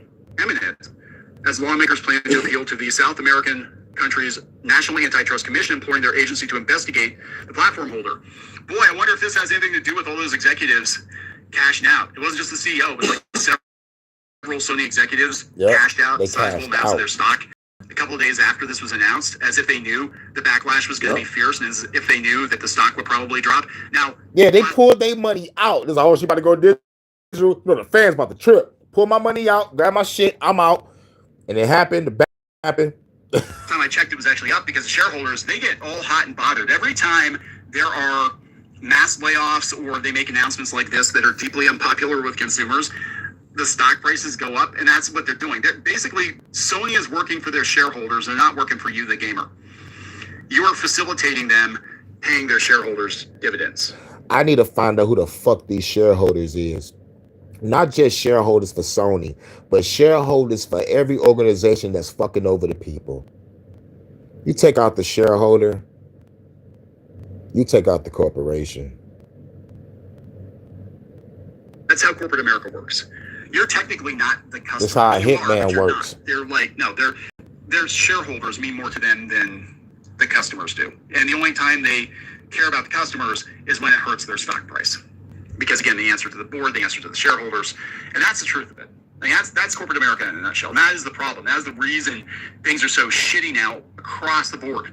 I mean, I try to tell my kids, like, you don't remember the 4 times. Like, before the pandemic, things didn't suck so much. Now just doing basic everyday shit, and it's not an incompetency. Yeah, doing basic everyday shit is like, it's just like, what the fuck?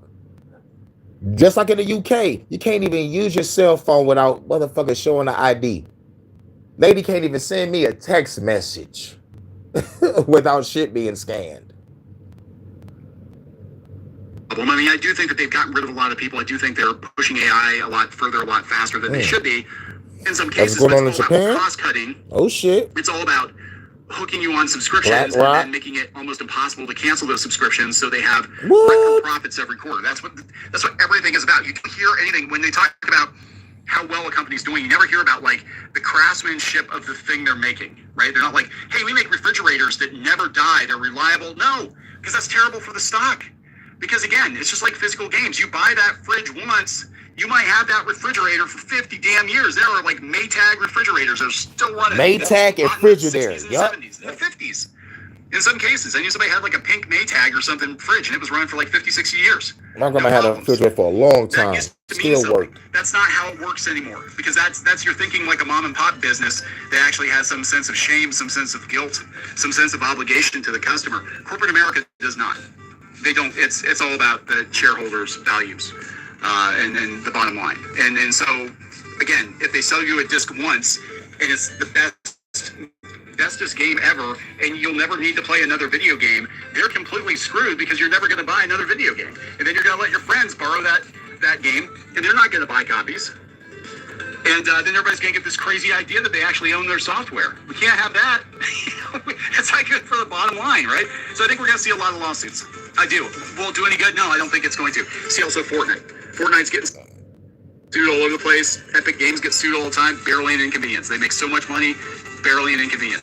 So pay them off. Here, have $100 million.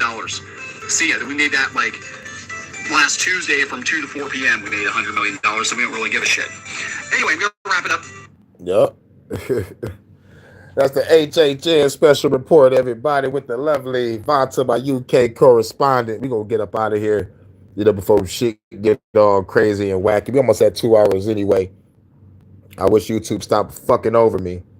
But yes, I will be back later. Probably give me maybe a couple hours. I want to cover like something. And if I don't cover it, I probably, I don't know.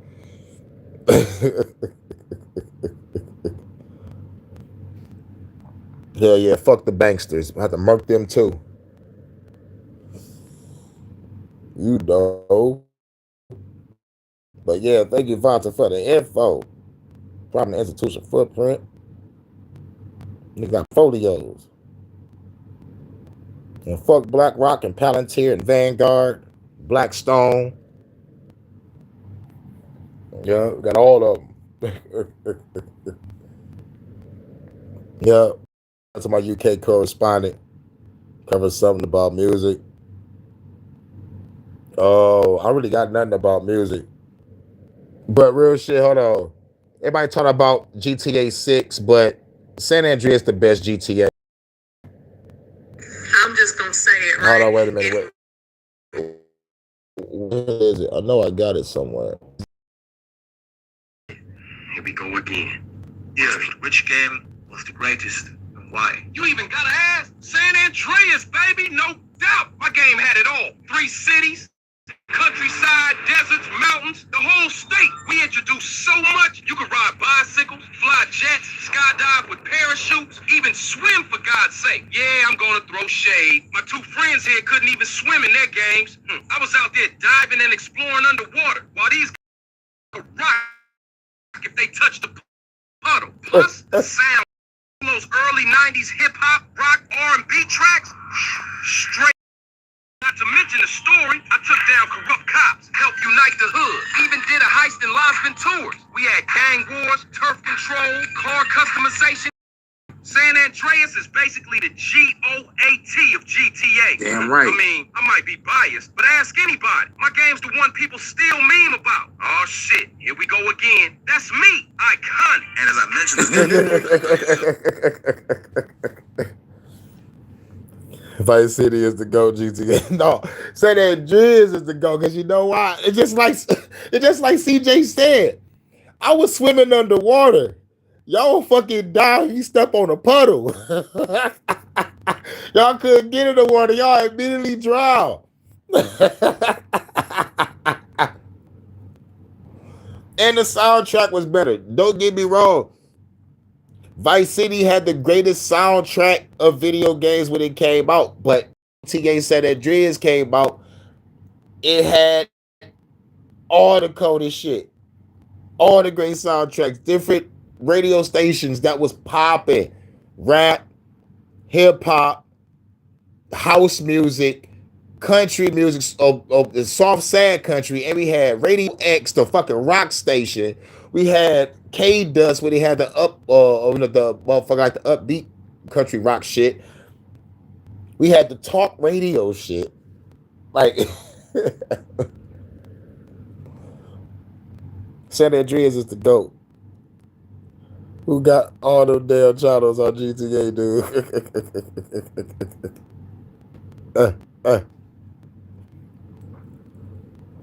The only song I love on Vice City is "And I Ride So Far Away."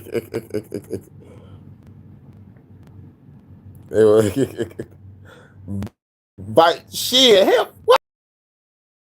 3. It was with GTA 3. That shit started it all. Man, my little brother stayed up all night playing that shit. And I looked at it, I was like, this is addictive. And when I went to school the next day, everybody and their mama had GTA 3. Everybody. And then when Vice City came out, more than everybody bought it. Then San Andreas came out. Everybody talked about this fucking game. The children. Because the grown folks. And then once they found out DJ Pooh had a hand in it, rappers had a hand in it. Dog. Yo. This man's mama walked past, because like we was playing San Andreas. And he was playing a dog-ass jam that was on SFUR. No. It wasn't SFUR. It was the channel. It was it was like, damn, it's the R&B station. Do me, baby, tonight. I was like, oh shit. Groovy tonight. So like now, once she saw that, right? I go to the house maybe like a week or two later. I'm thinking she's playing San Andreas right now. She just got it tuned to the radio station. See, some people fuck with San Andreas just to listen to the goddamn radio. Up out of here. Shouts out to everybody. Hope everybody have a cool day, cool afternoon, cool evening. Yep. Tuesday love to everyone. Much love. That's the message from Vonta. Shout out to everybody. Philly OG, low key. V.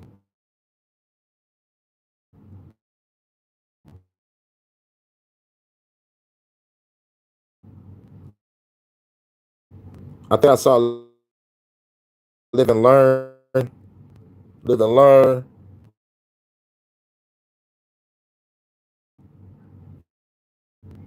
Tammy.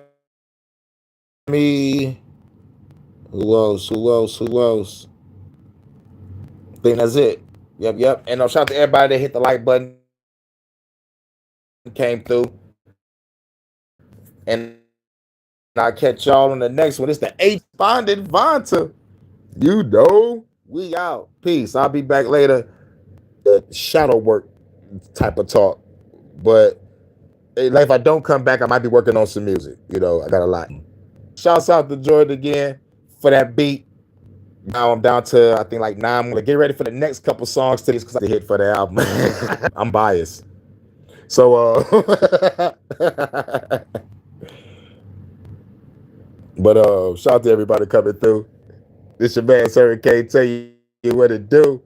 See y'all in a minute. And y'all know how we is. Take 9 on the baseline. Look at that. Show the motherfuckers what I'm after. I'm after the gold, and after that, the platinum. Beef after that, Hurricane G packs the gat some bow. I know YouTube fucked up my outro, but fuck it. Bow. Fuck YouTube. The exodus has begun. Should they better start going live, and they better fix their platform so I can upload the videos so I can see how good it look when they upload and if they upload or not. But still checking out this cam tape shit. I gotta check and see if the shit will upload. Shit, man. But like one thing that it does let you know is like, though, it's kind of slow. Like if you got a certain type of phone or certain megabytes, I don't know how I'm gotta send it. I don't know how to make my video get smaller megabytes so like it can send better. I don't know if I need a Google Drive download or something. I'm not really sure. It's because my megabytes are too high. It's smaller on my video. I don't even know if y'all heard me. Shit, I hate this fucking YouTube. But yeah, check out that cam tape. I just got to find out if it's megabytes and like how do I